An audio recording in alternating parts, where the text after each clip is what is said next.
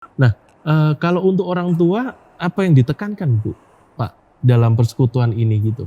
Atau dalam pelayanan ini? Terutama penerimaan ya, yang Penerimaan ya, utama. penerimaan anak ya? Iya kadang Hmm. kadang orang tua itu berontaknya karena tidak menerima kalau anaknya Spesial. Karena ya nih. seperti Ya ini. bahkan ada saling menyalahkan nih bapak sama ibu, ini gara-gara kamu, gen kamu Action. Conversation is on.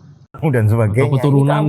Iya, kita temui seperti itu. Itu sampai ditarik Pak kakek buyut dan sebagainya sampai nenek moyang. Bahkan ada kasus-kasus perceraian karena memiliki anak seperti ini. Ini sangat disayangkan. Nah, di orang tua mereka saling menguatkan nih Pak. Jadi di grup ini ya, kita buat grup parent, itu mereka saling mendukung di situ. Iya, mendukung satu dengan yang Jadi lain. lebih ke arah bagaimana mereka menerima keadaan ini dan juga di antara mereka sendiri bisa saling menguatkan gitu ya. Waktu di kelas itu kan sifatnya kayak ada sharing kita gitu sharing ya? gitu, Diskusi gitu ya. Iya, sama hamba Tuhan yang kita undang di situ. Jadi penerimaan itu juga awalnya yang penerimaan secara diri ya. Kita menerima, ya udah terima, ini anak yang Tuhan percayakan. Apapun kondisinya. Apapun kondisinya. Tapi itu kan nggak gampang ya Pak Bu ya. Dalam artian orang tua ini gini ya Pak Bu, saya coba bayangin dalam artian mohon maaf nih ya. Mungkin Bapak Ibu bicara gitu ada yang berpikir pertama ini mungkin nih ya. Iya Bapak Ibu gampang ngomong gini karena Bapak Ibu nggak punya pengalaman seperti ini gitu kan. Mungkin ya bayangan saya kayak gitu loh. Ada nggak sih Pak Bu yang orang tua pertama menangkapnya seperti itu gitu? Banyak ya? Banyak. Terus apa yang Bapak Ibu lakukan atau teman-teman relawan lakukan? Jadi kami juga begitu ya. Saya selalu bilang bahwa banyak orang yang bilang ke saya demikian. Tapi saya bilang dokter itu nggak harus sakit dulu loh mau mengobati pasien. Ya kan? Dia harus belajar. Setelah dia belajar, dia punya kemampuan. Dia dipercaya untuk pasien datang dan diobati. Jadi dokter tidak harus merasa dokter kanker, nggak harus kanker dulu loh baru bisa ngobatin. Istilahnya kan begitu. Jadi kalau anak ini ada di keluarga Bapak Ibu, berarti dipercaya. Kalau sudah dipercaya ini anugerah, itu lebih spesial. Dan di sini ibu bapak diproses, proses untuk lebih sabar, proses untuk lebih konsisten, proses untuk lebih ada mengikuti tahapan demi tahapan seperti penerimaan. Awal kan menerima, iya saya terima anak ini spesial. Tapi selang dia berkembang, kan ada usia juga perkembangan usia. Ternyata dia belum bisa ngomong, ternyata dia belum bisa jalan, ternyata dia masih belum bisa toilet training misalnya, buang air sembarangan atau yang paling terburuk lah makan kotorannya sendiri misalnya. Loh banyak sekali. Ya kan. Terus kemudian nanti yang udah dewasa, sudah remaja dewasa, belum lagi yang mereka sudah mulai masuk puber, mau bermasturbasi ini dan lain sebagainya. Nah ya Bapak Ibu harus terima, terus jangan meratapi di situ, tapi what next? Ayo kita segera. Dan Bapak Ibu nggak bisa sendiri, makanya ada komunitas ini yang saling mendukung, saling bisa sharing. Kalau anak saya begini, saya pernah ini kan loh, atau dengan terapis, coba dipakein ini, atau dokter atau guru dan lain sebagainya.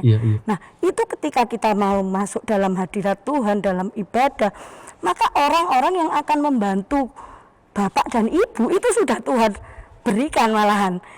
Jadi ibu nggak usah mencari, tapi tiba-tiba didatangkan, ini loh orang yang bisa bantu kamu. Jadi merubah pola pikir ya, bahwa itu semua sudah ada dalam rancangannya Tuhan, bukan meratapi bahwa kenapa Tuhan kasih saya begini, kenapa salah ini, saya apa, dosa saya apa, itu kan kadang ya. Betul. Dan sebetulnya mereka ada di keluarga, berarti keluarga sudah siap ya. Tuhan percayakan anak berkebutuhan khusus di keluarga itu, berarti keluarga itu sudah siap dengan segala hal sampai mengiring mereka. Ya ini memang suatu hal yang kadang jadi permasalahan banyak orang tua gitu ya, khususnya yang memiliki anak yang lain lah daripada kondisinya daripada anak yang normal. Nah Bapak Ibu, sebelum saya bertanya ke mengenai tempat Bapak Ibu berpelayanan ini ya, ada berapa banyak relawan Pak Bu? Relawan saat kita ada 35 yang aktif, cuman dia kan karena kondisi masing-masing. Nah ini jadi sesuatu yang bagus. Kita di situ bukan kita mengajak mereka tetap di situ aja, tapi mereka bisa bergerak ke gereja-gereja lokal masing-masing. Jadi volunteer itu dari berbagai gereja, dari berbagai Kristen, Katolik. denominasi ya. Oke. Setelah itu mereka sudah punya kemampuan passion seperti ini, saya akan kembangkan di gereja sendiri. Iya, saya. Oke. Nah, ini gereja-gereja juga harus menerima dan membuat satu Persekutuan persekutuan tersebut. khusus, dan beberapa Iya. gereja sudah melakukannya. Oh, Nah, memang oke. karena itu tujuan kami ya. Tujuan kami itu tidak membuat gereja, apalagi untuk anak kamu silahkan datang ke tempat kami, tidak. Tapi kami ini bebas, siapa mau, mungkin misalnya dari Iya. GKI ini ya. Iya. Oh ternyata guru sekolah minggu saya butuh untuk silahkan. Jadi ke tempat kita bisa ngelihat nih loh anak-anaknya Oke. dari usia belajar di sana, kemudian layanilah di tempatmu begitu ya. Oke, Nah. jadi Bapak Ibu, sebelum saya nanti nanya yayasannya gitu ya. Jadi tempat Bapak Ibu berpelayanan ini bukan hanya untuk anaknya, tapi juga untuk relawannya, supaya mereka punya ilmu, punya bekal gitu ya. Oke. Nah, Bapak Ibu, bagaimana selama ini orang tua itu bisa tahu nih, saya harus ke, ya ini saya mau nanya dulu deh sebelum ini. Tempat Bapak Ibu berpelayanan ini namanya? ABC Movement. ABC Movement tadi itu ya, ABC nama Movement. persekutuannya PS Evata. Persekutuan Persekutuan Spesial Evata. PS Evata, Iya. Persekutuan Spesial Evata. Iya. Itu biasanya tempatnya satu tempat atau pindah-pindah? Satu tempat.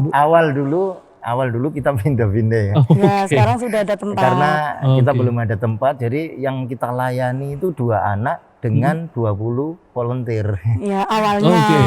2 anak 20 volunteer. Iya. Oke. Karena memang kita nggak tahu kondisi itu kan Iya. bukan siswa kita. Kalau Iya, sekarang 30 anak, 5 volunteer. Kalau sekarang 30 Malah anak. kurang ya. Jadi satu Jadi Tuhan anak, percayakan banyak anak ya kan, Iya. tapi volunteernya yang berkurang. Iya. satu anak 6 orang berarti. Iya.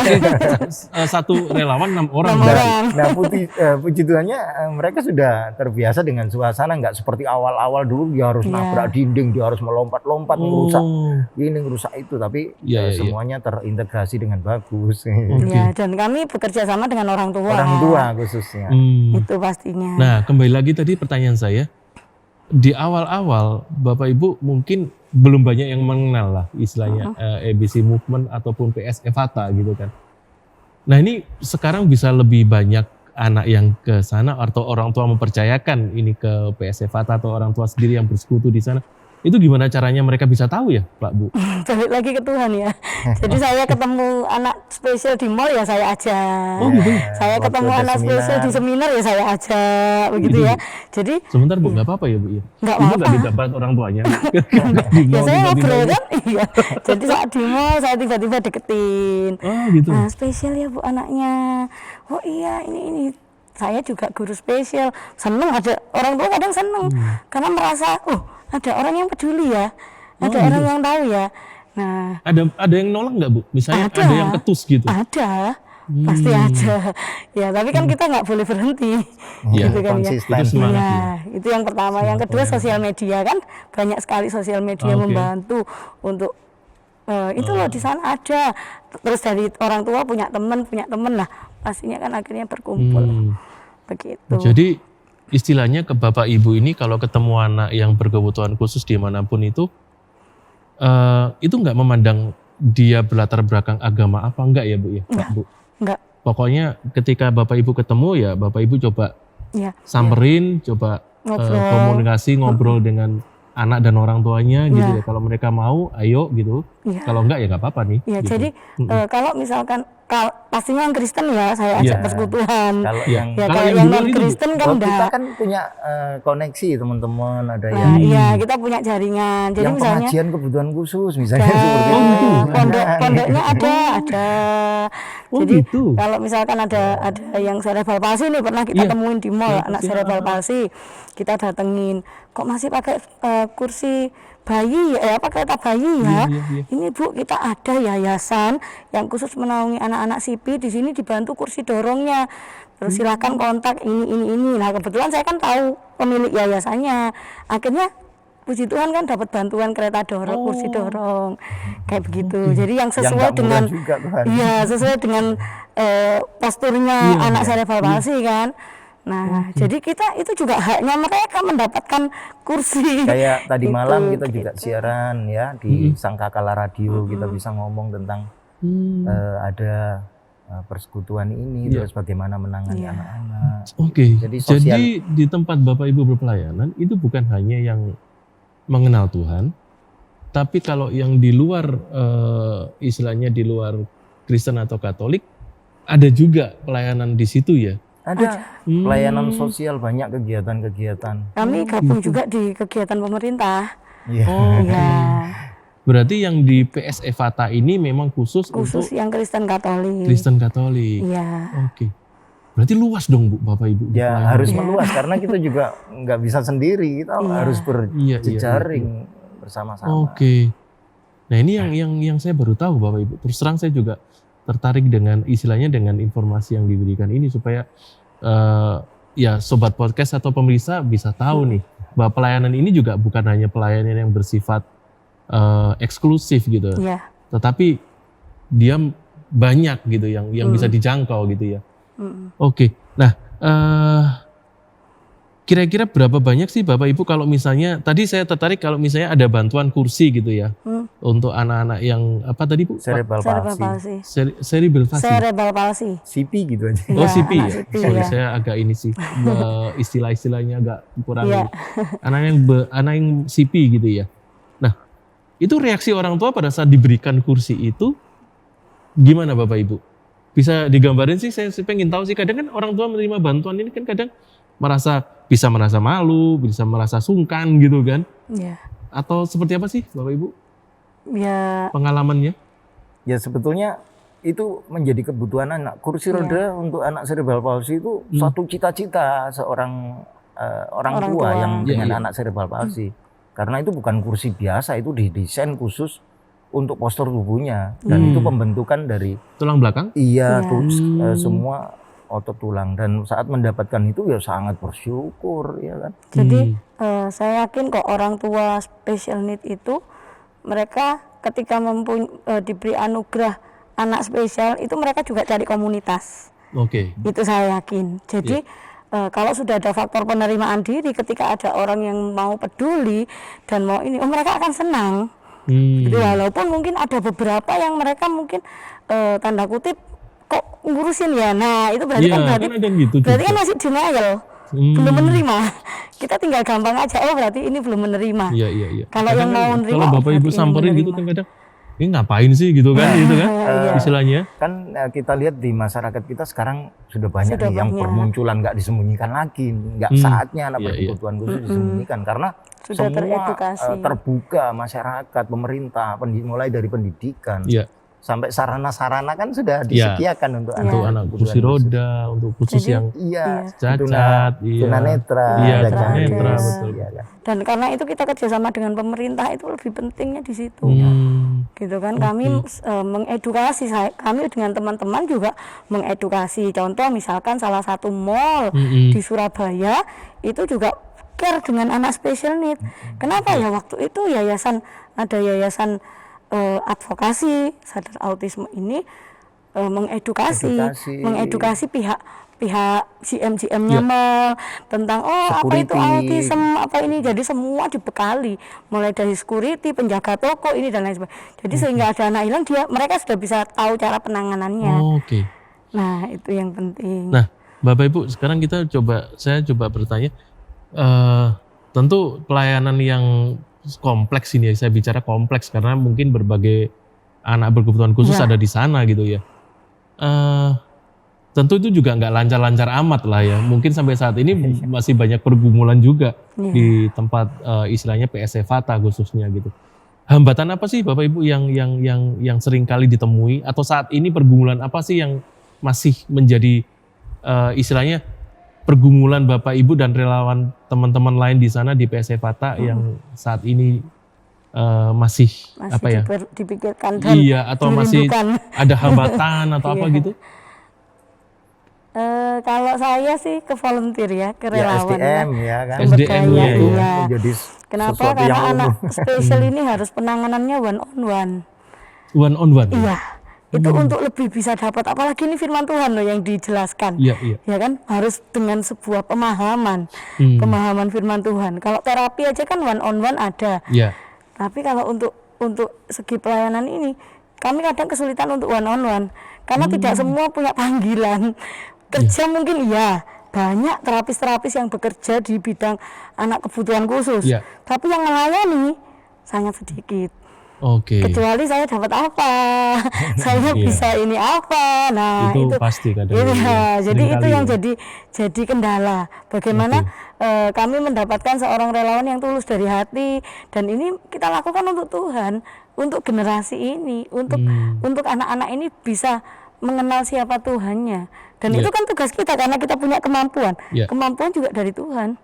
Oke. Gitu. Jadi yang pertama SDM. Nah, ini punya kualifikasi khusus nggak Pak Bu? Misalnya ada teman-teman yang mau join misalnya gitu.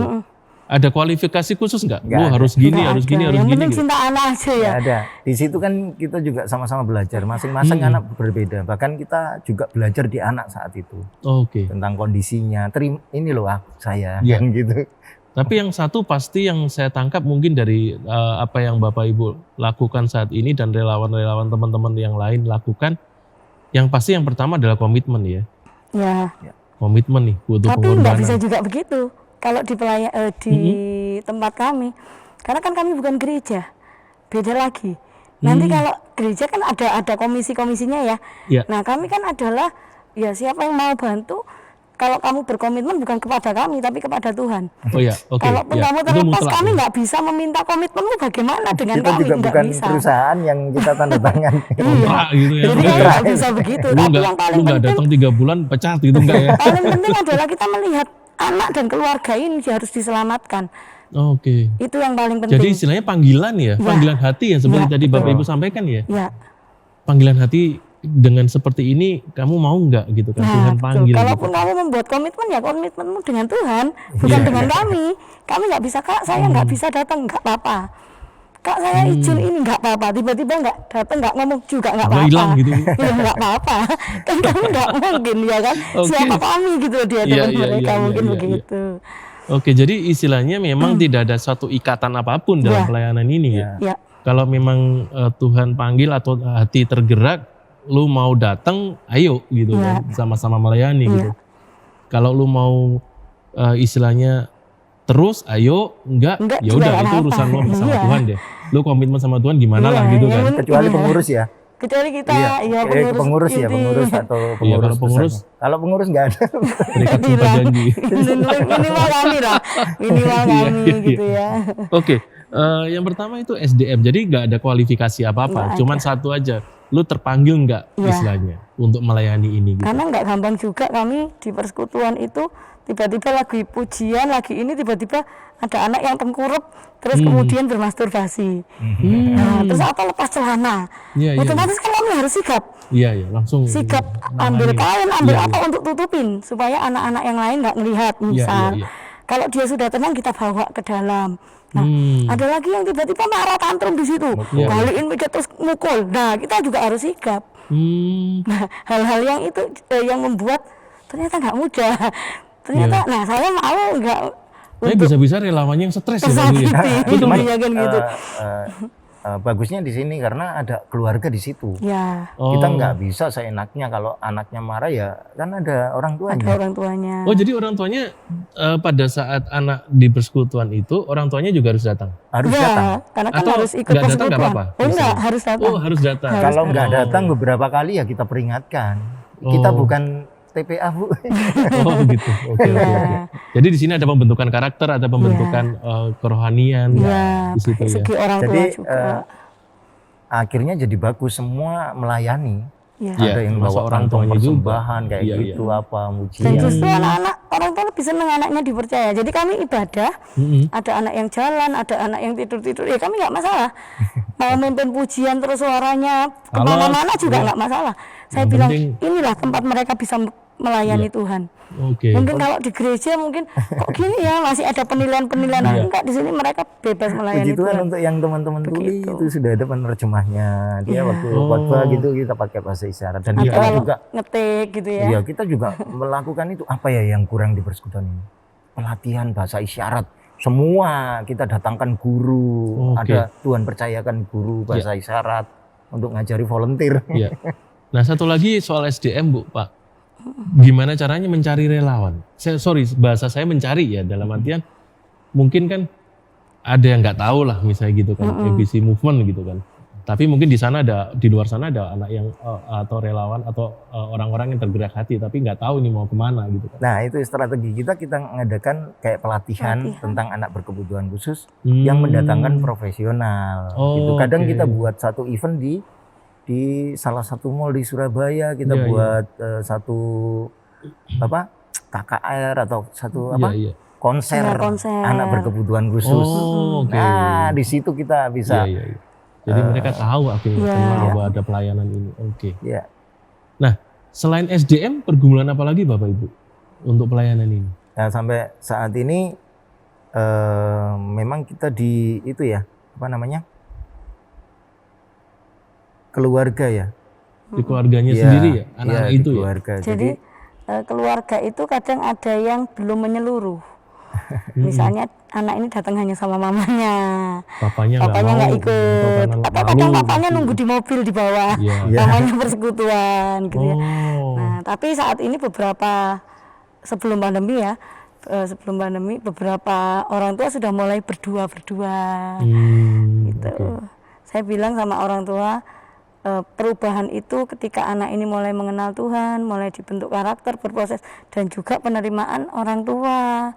Nah, jadi dengan bersama anak kan perubahan itu bisa kelihatan. Kelihatannya gimana? Dia lebih paham, dia lebih tenang, dia lebih perilakunya lebih bisa diarahkan, terus emosinya bisa dikendalikan. Nah, itu pasti perubahan. Gitu. Jadi kendala di orang tua ya? Iya. Terlintas pikiran saya tadi gini Pak Bu, karena ini pelayanan yang sifatnya kompleks gitu kan ya. Nggak menutup kemungkinan relawan ini kan, teman-teman relawan di sana juga merasa merasa jenuh gitu ya, atau merasa stres bahkan mungkin gitu. Itu ada nggak hambatan seperti itu Pak Bu? Atau contoh misalnya relawan ini istilahnya masih single lah, belum menikah. Dengan melayani seperti ini, orang tuanya nih yang nggak setuju malahan. Ada nggak yang kayak gitu? Kami belum mendapatkan yang demikian. Dalam arti dalam persekutuan kami itu kami buat semenarik mungkin. Jadi ada welcoming, ada games, ada penyampaian firman secara sederhana, kemudian ada justru para relawan yang mungkin belum pernah datang tiba-tiba datang, itu mereka malah mendapatkan soulnya. Wah, luar biasa ya ini. Tapi kembali lagi ke komitmen dirinya. Saya mau nggak ya melayani di sini terus. Nah, itu kan kembali, saya masih ada aktivitas ini. Nah, itu kan tergantung. Tapi kalau secara terbangun dari hati pasti ada. Yang paling penting melibatkan mereka ya, melibatkan volunteer dan keluarga. Contohnya tentang konsumsi. Silakan bawa makanan sendiri-sendiri. Senang. Jadi terlibat. Nah, dari total relawan tadi sekitar berapa? 30 Pak B? Apa berapa? Ya, sekitar 30 ya. Berapa banyak yang mereka benar-benar setia misalnya? Itu tadi 12 tahun gitu. Selain Bapak Ibu nih. 8 tahun ya. Kayaknya 12 itu juga ya. 12. Oh gitu ya. 12 murid Yesus. Termasuk yang ada di sini nih. Suami istri juga. Termasuk. Oke.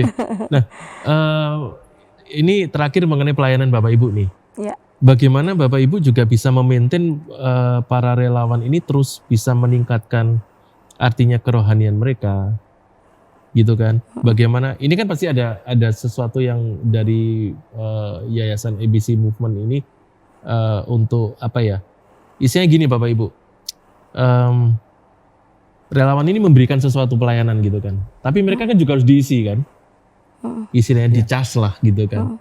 Nah itu berupa apa Bapak Ibu pelayanannya untuk relawan sendiri lah, atau untuk Bapak Ibu juga nih? Kami itu visi misi persekutuan ini kan untuk anak dan orang tua, satu. Yang kedua mengedukasi masyarakat. Nah, relawan ini kami mengajak, mengajak kalau mereka mau terlibat di dalamnya ini. Nah, yang keempat kami ada pelayanan di radio. Jadi kalau misalkan mereka intens, mereka komit, ya kami bisa share, kita jadi tim yuk di pelayanan radio. Terus yang kelima kami ada fellowship pelayan-pelayan, volunteer Iya. di yayasan ini. Jadi setiap seminggu sekali di hari Rabu itu ada fellowship. Oke, ada Nah, persekutuan. mau ikut fellowship Iya. silakan, enggak pun juga enggak apa-apa. Jadi kami momentennya ya ini panggilan dari hati dan itu dari Tuhan. Iya, Jadi iya. pelayanan itu kan anugerah, kepercayaan. Iya. Kalau kita melayani Tuhan ya bukan untuk saya, tapi untuk mereka. Iya. Jadi kita visi misi aja yang kita berikan. Ayo, mau nggak mau ya nggak apa-apa. Jadi kami tidak memaksa. Dan Iya. volunteer Gitu. bisa mengembangkan pengetahuannya tentang anak berkebutuhan Iya. khusus di situ. Iya. Oh, bahasa isyarat itu seperti Seperti ini. ini, Penanganan seperti anak ini. cerebral palsy seperti ini. Penanganan Iya. anak autis seperti ini. Kalau menurut saya sih memang saya punya prinsip adalah semakin banyak kita memberi maka kita juga semakin banyak untuk belajar Hmm. supaya kita bisa banyak memberi lagi. Betul. Ya, betul. Oke.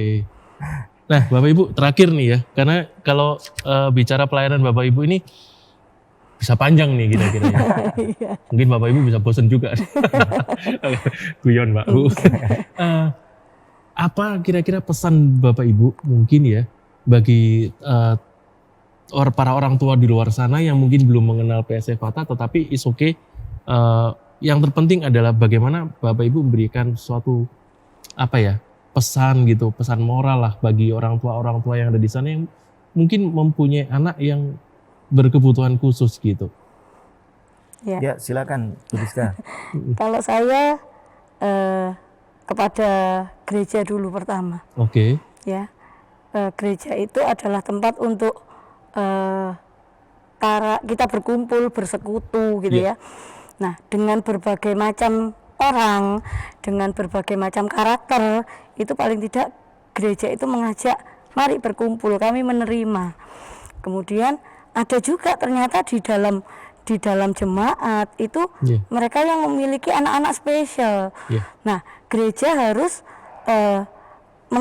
mengajak setiap mungkin di komisi-komisi tertentu atau khusus sekolah minggu kah, atau kemudian yang di majelisnya atau dan lain sebagainya, lebih mengerti mereka karena mereka ini dari segi permasalahan juga kompleks. Mereka bisa jadi ditolak orang keluarga, mereka juga bisa ditolak oleh masyarakat. Nah, bagaimana gereja ini bisa menjawab kebutuhan? Karena pasti yang dituju pertama adalah gereja. Nggak mungkin di tempat kami, Iya, ya kan? iya. Karena kan mereka adalah berjemaat di Karena mana? berkomunitas di gereja Berkomunitas itu. di mana? Gitu. Di situ. Oke. Nah, kalau misalkan mereka kedapatan tertolak di jemaat tersebut, pasti ada, aduh saya sakit hati di sini. Oke, Iya. saya tak ibadah di tempat lain. Tapi si anak ini nggak akan mendapatkan haknya untuk dia bisa mengenal Tuhan, untuk dia bisa mendapatkan keselamatan yang seperti apa yang Tuhan mau buat saya, Iya. sampai dia bisa bersaksi. Harusnya saya itu diciptakan untuk bisa menjadi saksi. Iya. Tapi ketika dia tidak mendapatkan itu ya sudah, saya nggak akan kemana-mana. Saya akan diam, saya diciptakan begini ya nanti mati pun saya begini. Iya. Nah, Dan itu. tidak berbuat apa-apa. Ya, dan tidak berbuat apa-apa. Jadi itu gereja. Kemudian yang kedua adalah orang tua. Iya. Nah, orang tua seberapa macam seberapa banyak kesempatan yang diberikan, termasuk ada anak ini di tengah keluarga, kita kembalikan kepada Tuhan. Karena Tuhan nggak salah Tuhan menciptakan mereka. Dan Pasti punya tujuan, iya, gitu. tidak salah Tuhan menempatkan mereka di keluarga ini, dan pasti ada tujuan. Nah, ketika ada tujuan, tujuannya apa? Diproses balik lagi. Sekarang gini, Tuhan, apa yang harus saya lakukan ketika Tuhan memberi kepercayaan anak ini ada di tangan kami? Atau misalnya saudara juga gitu, Tuhan, apa yang harus saya lakukan kalau kakak saya spesial? Saya harus ngapain dia? Itu tanya sama Tuhan. Nah, ketika sudah tanya sama Tuhan, pasti ada penerimaan dong. Iya. Nah, kalau ada penerimaan, maka bawalah, yang paling penting bawalah dia ke hadapan Tuhan. Nah, ke hadapan Tuhan itu dengan ikut ibadah, misal kamu ditolak ke satu tempat, ya cari tempat yang lain. Jangan berhenti, cari tempat yang lain di mana kamu bisa diterima. Sambil berdoa, sambil meminta Tuhan. Kenapa? Karena orang-orang yang akan membantu itu Tuhan akan sediakan. Iya. Ini loh, Selama orang kita yang meminta tepat. dan Iya. berusaha ya. Ini loh orang yang tepat. Kita punya Tuhan kok. Tuhan itu segalanya. Iya. Jadi kalau kita berdoa meminta, pasti akan disediakan orang yang tepat. Jadi bukan mencari, karena kalau mencari saja dengan pikiran kita terbatas. Iya. Tapi kita punya Tuhan yang nggak terbatas, yang bisa membantu. Oke. Nah, kalau untuk anak-anak, saya selalu bilang saudara dan anak-anak yang lain, kamu ada itu bukan satu kebetulan. Kamu ada itu untuk memuliakan Tuhan. Jadi apapun keadaan kamu, bagaimanapun keadaan kamu, yakin yang terbaik itu Tuhan berikan buat kamu, dan kamu bisa memproses kamu punya tujuan memproses orang-orang lain, membawa mereka untuk siap di rumahnya Tuhan kelak. Oke. Nah, itu hal yang spesial yang buat mereka ada. Itu dari mungkin bisa sih. saya tambahkan ayat boleh, ya, firman Tuhan ya. Iya. Buriska orang ngomong gitu. Ya. Jadi tentu dengan anak-anak ini kita bekalkan kepada anak-anak ini tentunya dengan pemahaman-pemahaman tadi ya.